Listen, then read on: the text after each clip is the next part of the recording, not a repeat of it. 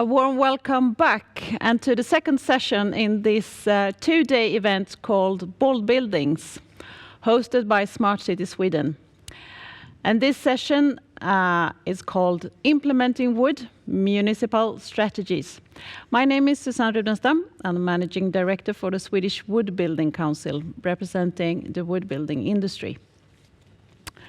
The purpose of this discussion is to talk about how wood and wood construction could be implemented through regional and local strategies, and how wood could be used to achieve bold climate strategies. But we'll also talk about how mutual knowledge exchange and how to use wood in regional development, and to help realize rapid growth. I invite you all listeners to take part in the discussion and to post your questions and comments. We're going on a trip around Sweden, starting in the very southwest and the city of Varberg. Traveling across the country to the very central part of South Sweden and the city of Växjö. And after that, up to the north and the city of Skellefteå, situated on the coast of the Bothnian Bay. With me here in the studio, I have Helena Kylin, a real estate strategist from the city of Varberg, Fredrik Lindblad, head of market and business development at the city of Växjö, and Lars Hedqvist, head of planning from the city of Skellefteå. These three cities are in many ways among the forerunners for the development of climate strategies, and also very good examples of having capability of turning words into action and to make strategies come true. One thing in common for these three cities is also that they have developed very good cooperation with the local wood industry, and in many cases been active motors in terms of innovation and requirement. So, what is... Sorry.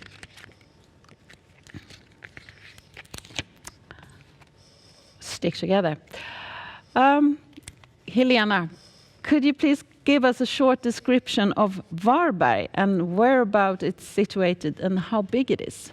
Yes. Varberg is a city located on the coastline in the western Sweden, about 80 kilometers from Gothenburg and 200 kilometers from Malmö in the south. Varberg municipality has about 66,000 inhabitants, and as one of Sweden's fastest growing municipalities, located in the middle of an expansive region on the west coast, Varberg is a municipality in rapid transformation. To meet the large numbers of new inhabitants, the municipality plans for 10,000 new homes over the next 15 years.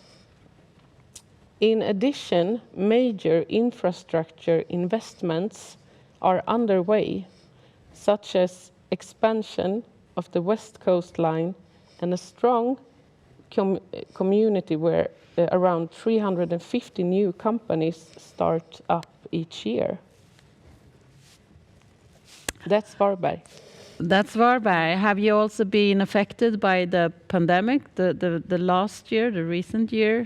Have you seen the growth accelerating or? Actually, it's no effect. We still grow as we expected, actually. So the plan's still on? Yeah, it's still on. Thank you. And what about Växjö, Fredrik? Could you also give us a short description of? I'll try. First of all, thank you for having me here. It's a true pleasure and a topic that I really like discussing. But Växjö, as a Växjö municipality, you saw it whisk by on the map, is in the southeast corner of Sweden. The municipality as such has close to 100,000 inhabitants, and most of them live in the center of Växjö city. But we have several smaller cities or villages scattered around in the municipality as well. We are located in the middle of the forest, surrounded by lakes. So it's a very beautiful area with a lot of green nature, and which I think is one of the strong points as well for Växjö municipality as a destination, and also one of the heritages that brings us to this topic, which is the wood building industry. We also have, outside of Växjö city, a lot of industries located as well, with a long tradition. In recent year, we have developed towards more IT and tech industry, combined with the wood building sector as well, which, as I said, is a long tradition of ours. And also we are a university city with Linnaeus University, which is obviously beneficial both for when it comes to the population, since we have a lot of influx of students every year, bringing a lot of valuable information and just bring the city to be alive. So it's a very nice place both for industry and recreation. And the students, do they stay in Växjö? It's a mix. It's a mix. Obviously, they try to find other solutions as well elsewhere, since they are at that age when they want to go and look at other opportunities. But there's quite a few that stay behind. That's one of the strengths as well. So, thank you. And Lars, could you also describe Skellefteå a little bit? And Skellefteå is far north, latitude 64. Situated, as you said, on the coastline, and it's just 200 kilometers from the Arctic Circle. So we have, of course, a kind of a tough climate that makes, building and has to match up to high quality standards and have a very good weather persistence. So. And in midwinter we get normally some 10 degrees Celsius below, and up and forth we have some 20 to 30 degrees below as well. And in summer we can have 20 to 30 degrees in the heat as well. And we get some 600 millimeters of precipitation, and half of it comes in form of snow. And that means that we get some about 1,000 millimeters of a snow cover, and all of that makes something for the construction as well. And to it we have, in the winter time we have, the closeness to the Arctic Circle makes we have very short days in winter time, but instead you can see the northern lights in the dark then, and during summer the light comes again, and a part of the summer we have the sun all the whole day, as a midnight sun, so to speak. And the municipality of Skellefteå, it ranges about 10,000 square kilometers of land, streams, lakes, coastal area, and thereby, Skellefteå is one of the largest municipalities in Sweden. It's more than twice the size of Dubai, and the area consists of about 80% forest land. And this is why wood and wood fiber is natural for us, and it has always been used for building purposes and for energy things. And about half of our population of 73,000 is living in the city, and the other half in the countryside. And in comparison to Varberg and Växjö, so Skellefteå is a town that had its state town rights very late in the 19th century. So, and in the earlier days, as all buildings and constructions in the area were raised from wood, so we had quite early an industrial tradition in the wood from forest, and initially it was export from timber and tar, and later we had some we had sawn and planed timber products as well as pulp, and traditionally, I mean, many Swedish cities were wood dominated, and this caused sometimes, I mean, severe city fires, and that induced a ban of wood buildings higher than 4 stories in Sweden.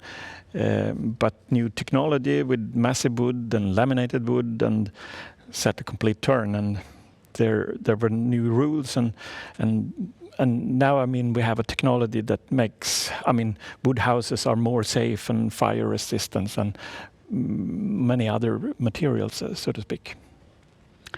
Yes, that's a tremendous development, for sure. All of you in your cities, you have wooden strategies, and this is what we are going to talk about now here today. So my first question is, what is a wood strategy? I know for Helena in Varberg, you are about to take on your new strategy. You haven't really done the whole procedure yet, but you are prepared to do it. In Växjö, you have had the wood strategy for many years, and it has been through various stages of development. And in Skellefteå, you as well have a wood strategy. And I guess in common for all of you is that you are also using the wood strategy in your growth. So what is a wood strategy? If I start with you, Helena. It's a strategy to go further on in the future to for the climate. And I think I leave this question for you because we are just in the beginning of this process. So I come back to other questions if it's okay. Sure. All right. I mean, for me, I mean, just break it down. What is a strategy? It's a lot of activities, plans to fulfill a long-term goal. And now we're talking about wood, so it's about wood construction and wood buildings. And from Växjö's side, we already started looking at this in the mid-90s with some of our constructions using a wood frame. And so that was really our starting point on our journey that's brought us here to this stage. And we gradually developed into the first strategy, which I think was developed around 2004, where we formalized our views and ambitions, firstly towards wood building as such, and then in the long run towards sustainability, because it's such a natural progression from wood building, since it's so far the only real sustainable building materials that we can use. So it is that open dialogue with different parties. I mean, we have had the benefit of having, if we're going to talk about that as well, having the benefit of having a political situation where they all see it in the same way. So it's been much easier to put down a foot and say, okay, this is where we want to go, because you need that kind of commitment going forward. And as I mentioned initially, with the strategy, you need some sort of formalized thoughts as well. So the university there has been part of our strategic process going forward from the initial construction around Lindblad, and I think around 2000 and onwards. So they've been a tremendous part of that strategy. So in short, a lot of small activities and plan fulfilling a long-term goal. Involving a lot of stakeholders and parties. Absolutely. I mean, that's a key part as well. And I think we're learning that looking at the sustainability perspective as well, this is not something you can do by yourself. It's very much a collaboration and a collaborative approach. And I said in the earlier stages, it was more technical, let's say build higher, or, you talked about fire resistance. And on the latter part is more the market factors, how we can change and evolve the industries in different ways. So not just the technical, not just the building, it's so much more. It's the total society. The total society. And how is the strategy being developed, and for what purpose in Skellefteå? Or what is it? I mean, Växjö was a kind of a pioneer in the work with strategies, but I've been from the very start when the natural wood building strategy. I was within the work when that was ignited and started, and I mean, I remember that we thought that a strategy wasn't necessary, but they did. They started with that work, and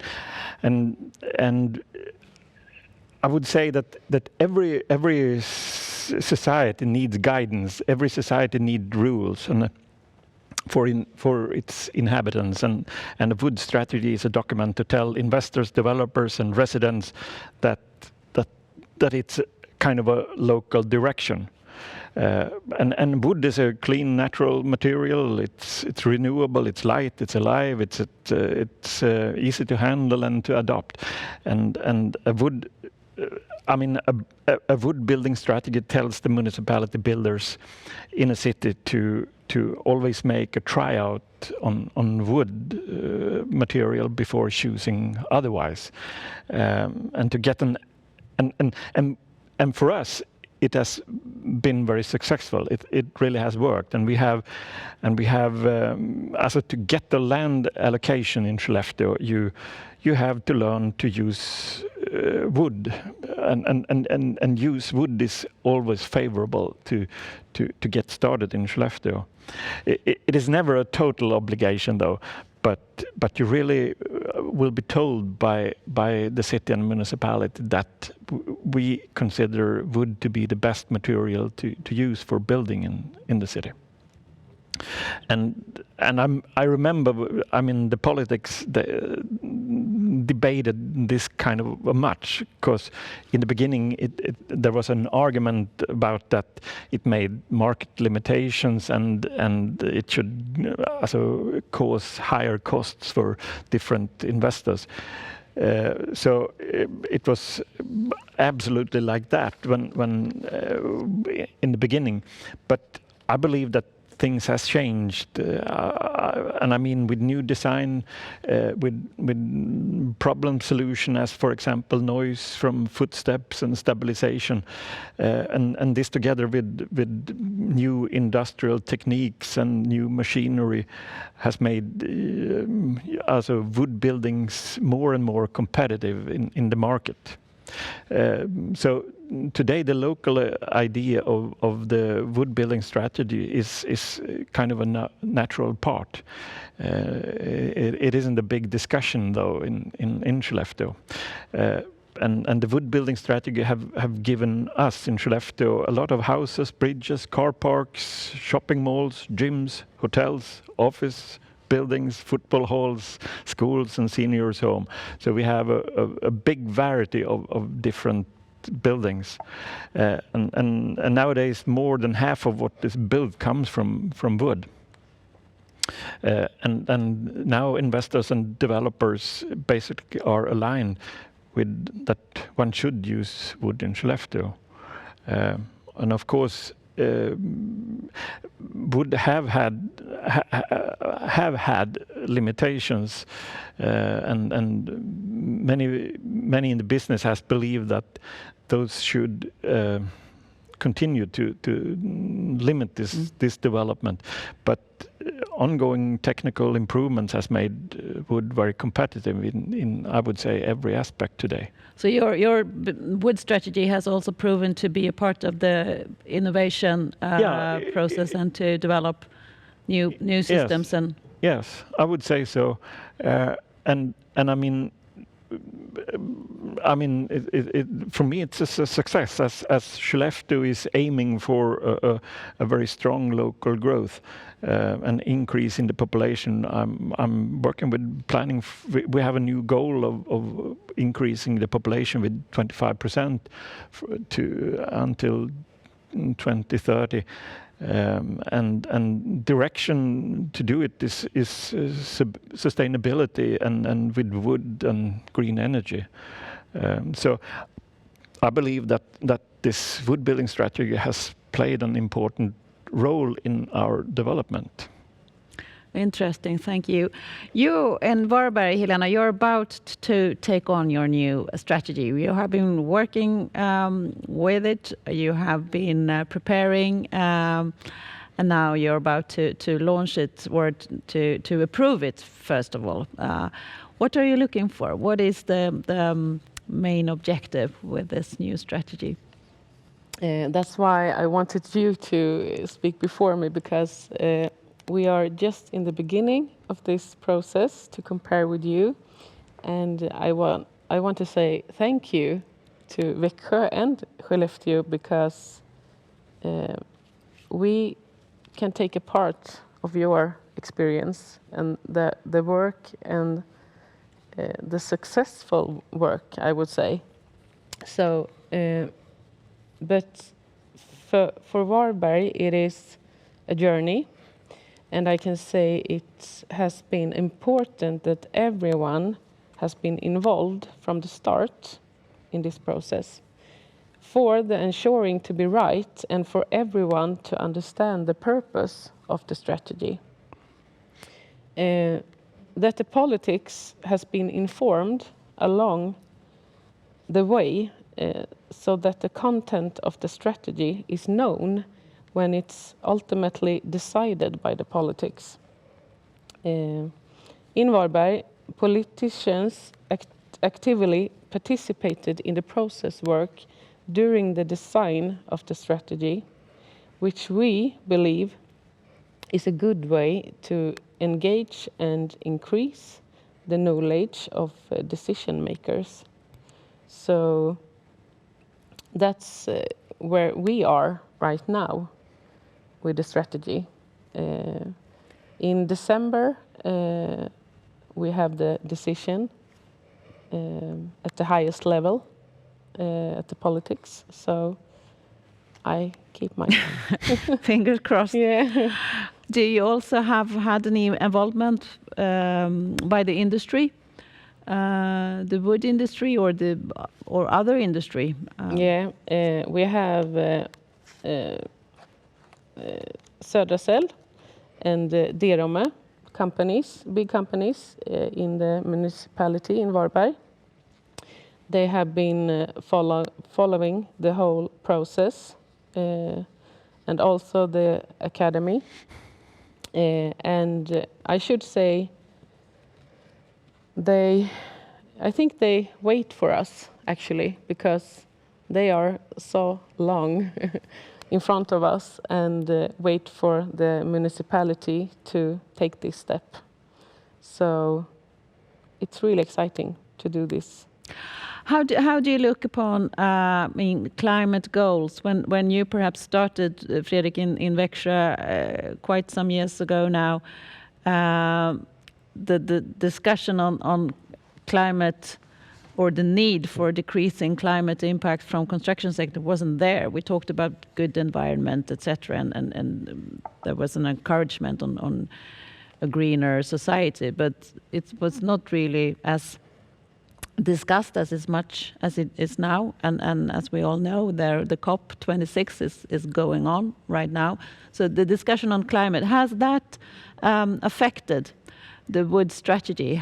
Did you add any purpose, or did the wood strategy become more important? Or definitely. I mean, as you said initially, it was about different variables altogether, and it was also easier in a way because we talked about the environmental factors, and then we had corporate social responsibility and social factors.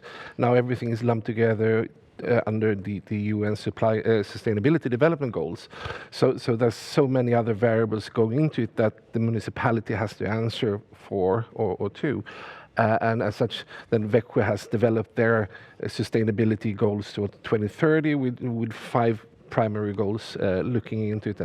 And then we are talking about a much wider scope, not just the wood building construction, but it's about biological diversity and social interaction and equal rights for everybody. So it's been a much more complex situation when you look at all the sustainability goals. Yet the focus and the core of Växjö is is a wood building core, and that's the DNA of us. Yet, as you are saying, we have evolved, and maybe we're not as defining it in the same way, because it's towards sustainability. It's a given. We have to try everything using a wood building strategy, and trying to encourage them to use wood in the public project. And our ambition and our goal is to, for each of the public projects, that at least 50% should be used by using a wood frame.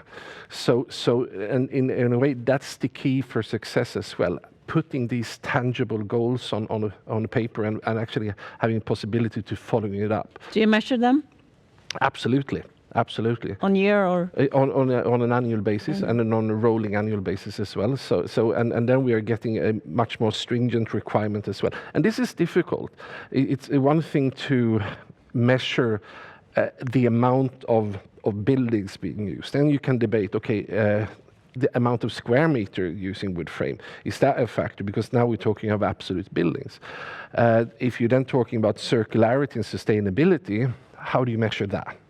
That's the next level, and I think it's important to have measurements that we as a municipality or as a buyer in a private organization understand and can interpret and can communicate towards those that are actually inclined to follow them.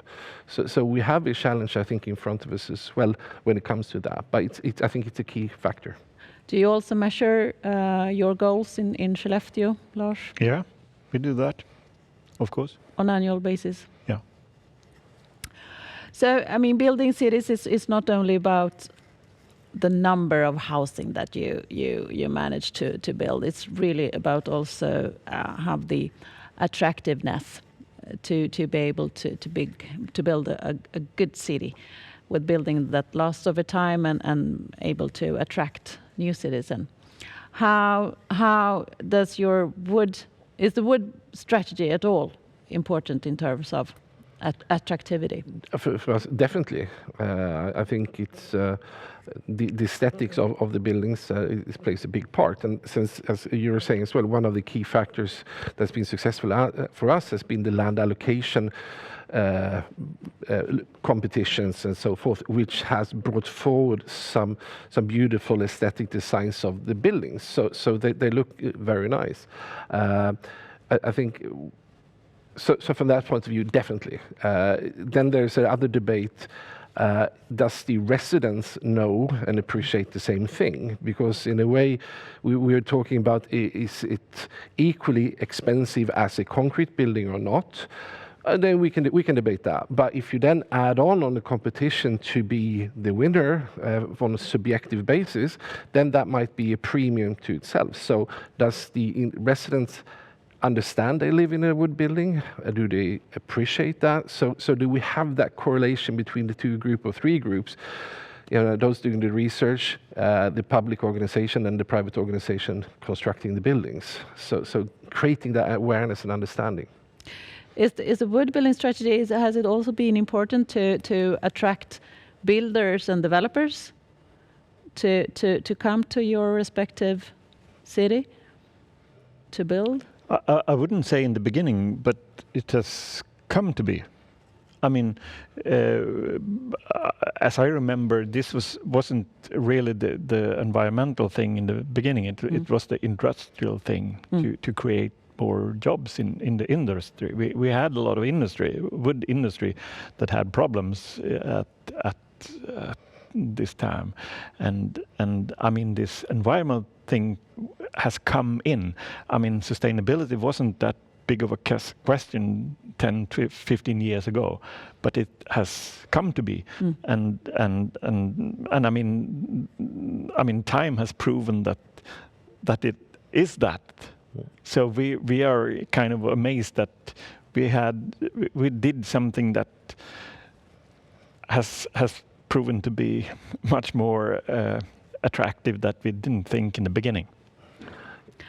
So we're really actually if I may add, I separate into, let's say, industrial drivers and structural drivers, and what we do with the land allocation, we show the direction for the companies to develop. So they want to invest in their production technology because they know that we're gonna try everything using a wood building strategy. So they can focus on one of the structural drivers, which is the cost factor. They need to be profitable.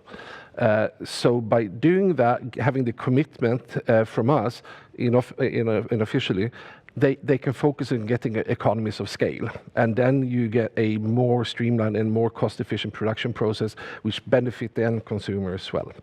So it's key. How have you already, Helena, started to see any changes? Have you? I mean, you have just entered this path for the wood strategy, but have you already seen interest from new players? Yeah, we have. Actually, we built 2 preschools last year. They moved in this year, actually, and it's the first wooden, totally wooden buildings, and I would say the whole municipality are very exciting about this, to follow, to see how it went, and so it's a little baby step towards what we're going to, actually. What you're going Yeah. to, yeah. I think that we should. You have all mentioned the cooperation and involvement from different stakeholders, and I was a little bit curious if you could also describe how you have been working with the industry and the academia in the innovation process, the so-called triple helix model for innovation. That you know that I know that you have been used. Yeah.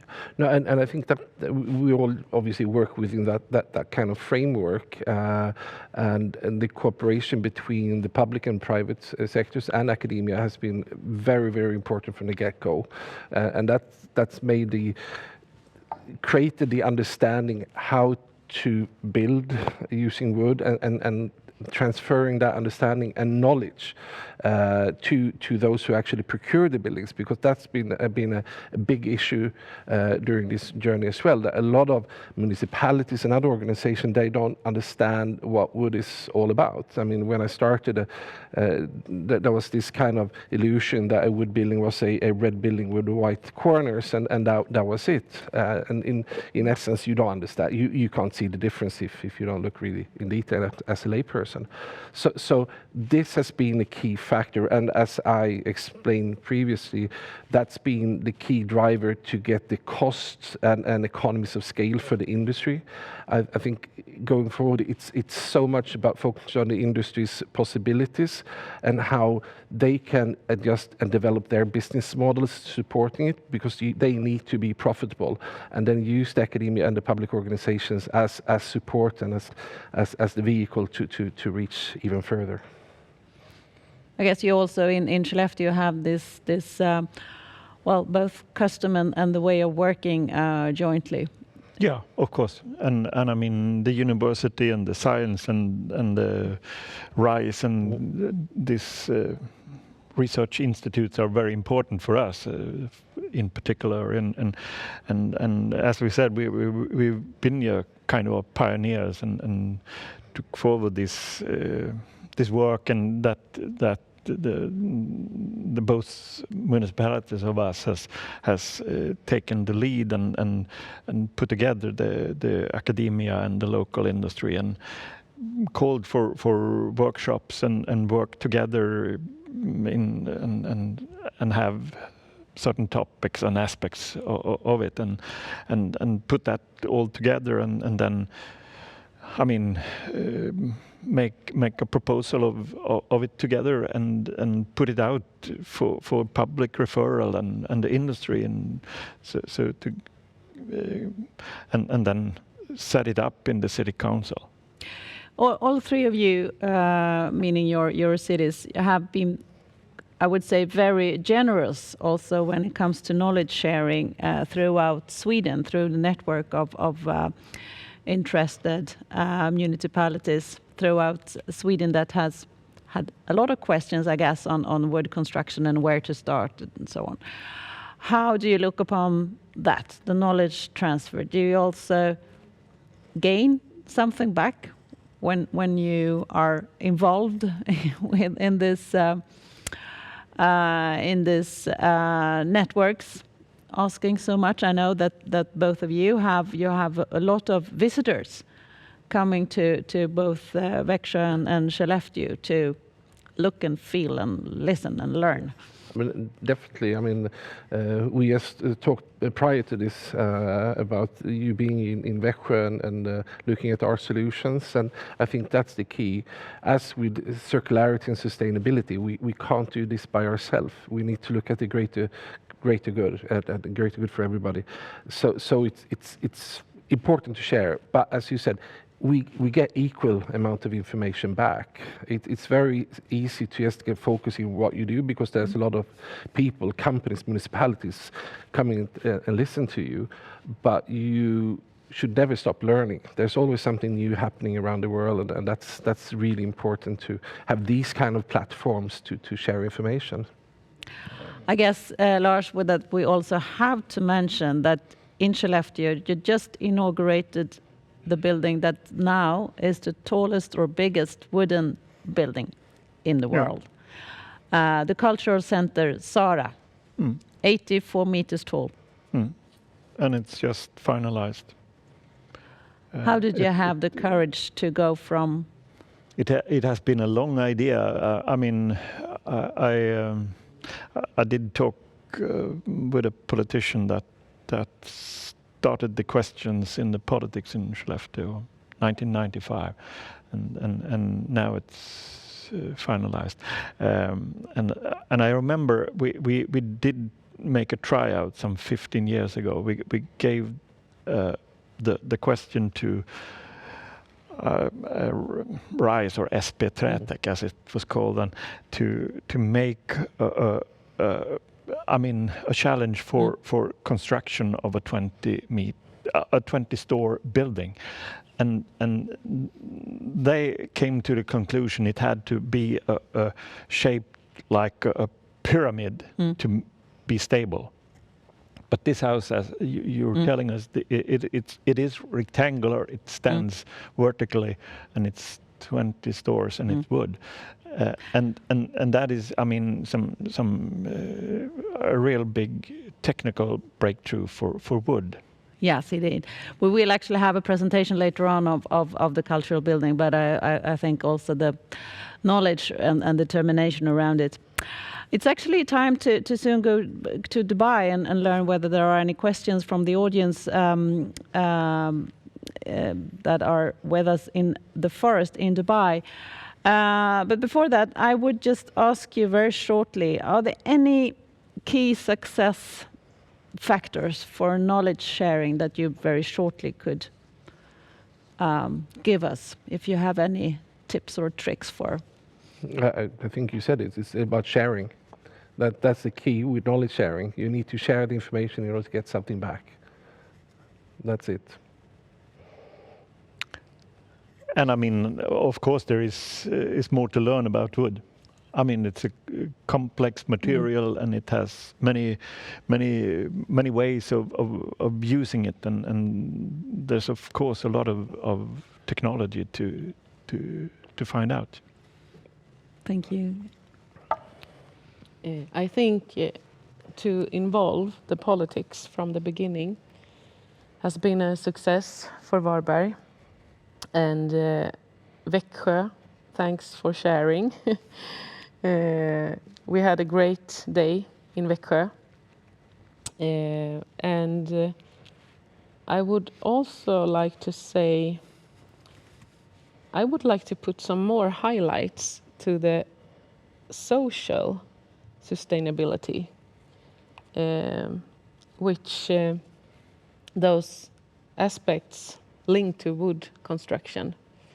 If we can talk about that more and search more, I think that would be good, because social sustainability linked to the green sustainability, that's very important.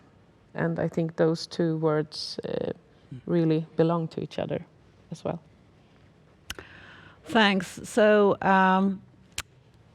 add the social dimension, continue to share knowledge, and continue to the development on wood construction. Thank you. Then Annika, we are very curious to learn whether you have any questions from Dubai, from the audience. Okay, thank you. Okay, thank you for sharing insights from, I think it's 3 of our front runners in building in wood. I would just have a short question myself before I let in our audience and talk about strategies. Do they include private investments? Is there? Yeah. Yeah. I mean, what we can control, obviously, as with land allocation, is the public side. Otherwise, the private companies, they have to comply with the detailed development plans and submit their building proposal as everything else. Obviously, since a lot of our companies locally have got on the bandwagon focus on wood, then that's a good solution. Do you have any? And I mean, as I told, we use it in land allocation, but we make a set of documents. I mean, a development plan of the whole municipality, a layout plan, and a plan for sustainable building, and this wood building strategy, and a house supply building program, and a land allocation policy. And those documents come together when investors and builders come to Skellefteå. We put these together and say to them, read this and come back and you understand what we want. And they do. And I mean, Most as of I the said, time. I mean, most of them do. They understand. Okay, should we build here? Then okay. Have you, Helena? It's quite early for you since you don't have the actual strategy yet. But have you had this in mind? Yeah, we have, and we can control those buildings we plan for the municipality, but it's quite it's not that easy to do it on the private market, actually. So it has to be continued, actually, today. It's hard to say where we're going to land in those questions. But you keep that in mind? Yeah, we do, Okay. actually. Thanks. Okay, that leads us to the question we have from my colleague that's online. So, and this question is, how are you working to share knowledge with citizens in building with wood? And I understand that it's a question about how you anchor your wood building strategies with your inhabitants. Yes, that's actually a quite interesting story. I guess we touched upon it a little bit, but also how the people in your respective municipalities look upon. But we invite, I mean, people to have to come in and have their opinion about what we have produced. We have it openly. Yeah. We present it. We tell the inhabitants that this is up at the moment. We want your ideas about this, and we also a continuous dialogue. Yeah, and we set it up in the highest court, the highest council in the city. I mean, where we have big representative, and we also make it on. I mean, we put it out all this media on social media, and we put it out in the commercial media as well. Yeah, and Yeah, no, I mean, as you said, a lot of the work then is done through the land allocation competition or general land allocation, and everything that's done through the municipality, it's a public process. So they know what's going on. They can, write in and overrule or have opinions about that would possibly overrule the decision of some sort of developments. So that's part of the process. But as you know about land allocation, you actually sell the land to the contractor in the end, and then it's up to them to construct what they submitted as the direct allocation or in the competition. But prior to that, yes. Thank you. So thank you from Dubai. I think that was our question. No, we have one from the audience. Sorry. Hello, my name is Paavo. I'm from Estonia, dealing with designing, construction design. And my question is, every company or developer counting money, so the business is driven by the profit. So how you force them to use more wood when the more wood is more expensive? And also another question, do you have regions in your municipality where you have to build only on wood? Like 80% must be wood, so you cannot use concrete to force them, to force clients, also developer, to use wood. It's also a good question. I don't know who we want. Very good question, and that's part of the land allocation process itself, Paolo. That where we as a municipality sell the land, and in that allocation process or competition, we can post a requirement that everybody should use a wood frame methodology. So as such, we can direct the companies in certain direction, since we, from a civil law perspective, sell the land and can post whatever requirements we want as a municipality. And on the second questions, yes, we've had, that's part of a strategy, certain area designated in the detailed development plan just for wood construction. So that's helped us develop as well and focus on wood. But as I said, I mean, wood is becoming by time more and more competitive in price, I would say. And at the moment, we are in a process of building a new city bridge and some 200 houses of living houses and also preschool, and all of these objects, they have, I mean, they are in competition with traditional materials, and wood has won these ones. So, because there's perhaps. So I mean, it was like he said earlier. I mean, 10 years ago, I believe wood did lose most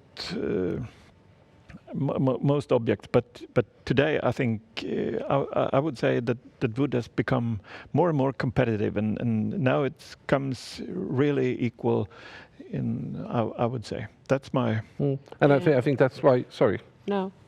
I think that's why you see transition as well, where you are seeing a rapid decline of buildings using a concrete frame compared to a wood frame, where we all know historically it's been around 87-90% concrete and 10, 12, 13, and now during 2019 we are seeing a increase up to 19% using a wood frame. So I think that's what we're talking about. The industry has evolved and getting the economy right there. So sorry. Yeah, and when you put in the environmental question in this, I mean, it's kind of a ball game.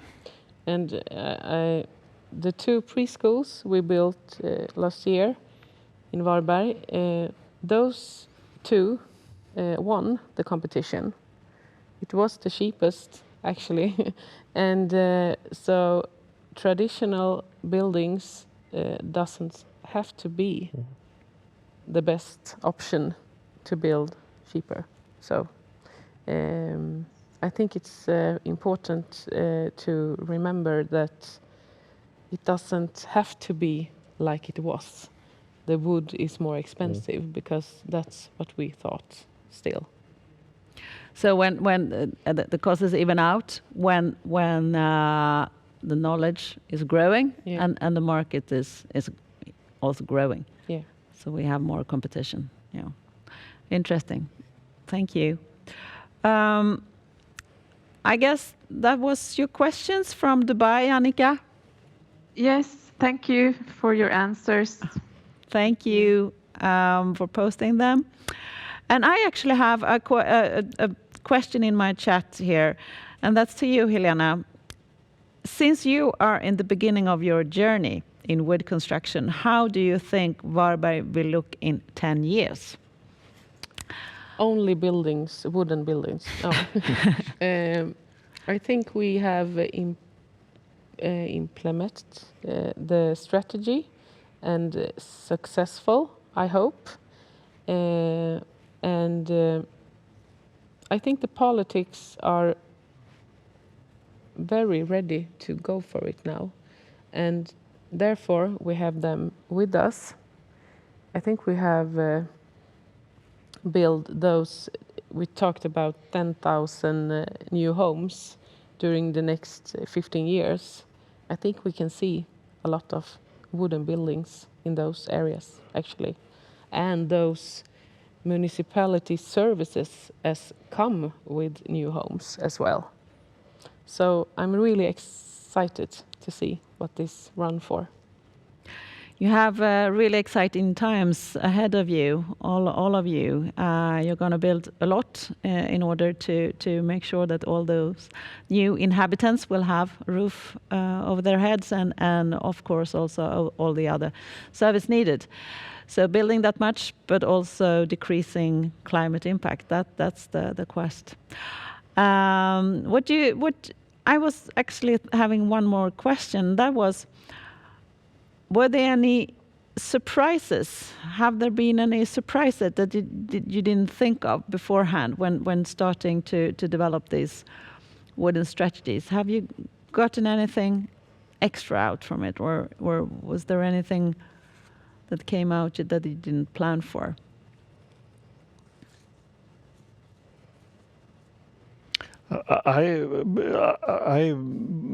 We got surprised that the interest in wood would be this big. I mean, there are so many architects and builders and real estate holders that nowadays come and want to see what is happening and so interested. So I mean, this environmental question has grown much bigger than we thought. And then I mean, this wood strategy has proven to be very surprisingly working, I would say. Interesting. And no, I mean, happy surprises, I guess. I mean, the momentum that we've seen in the last couple of years has been tremendous, and I just hope that that's going to continue even further and further into development towards the smarter cities and circularity. So we can use the same methodology that we used in the wood building strategies into, let's say, phase 2 in our city path. And now, after the pandemic, you're all prepared to receive all these study tours and study trips that are coming from the whole world. Definitely. Yeah, we have them all the time at the moment. Yeah. So we have it as a normal activity that to take care of incoming companies and cities and from all over. Part of the tourism, perhaps. Yeah. Yeah, I think, I mean, looking at both New European Bauhaus initiative and everything else, this is definitely part of the tourism trail as well. But it's very important. I mean, we have pretty much one dedicated person working with this continuously. Technical visits. Yeah. Do you have a wish, a personal wish for the next step? Is there something specific that you would like to see the forthcoming year?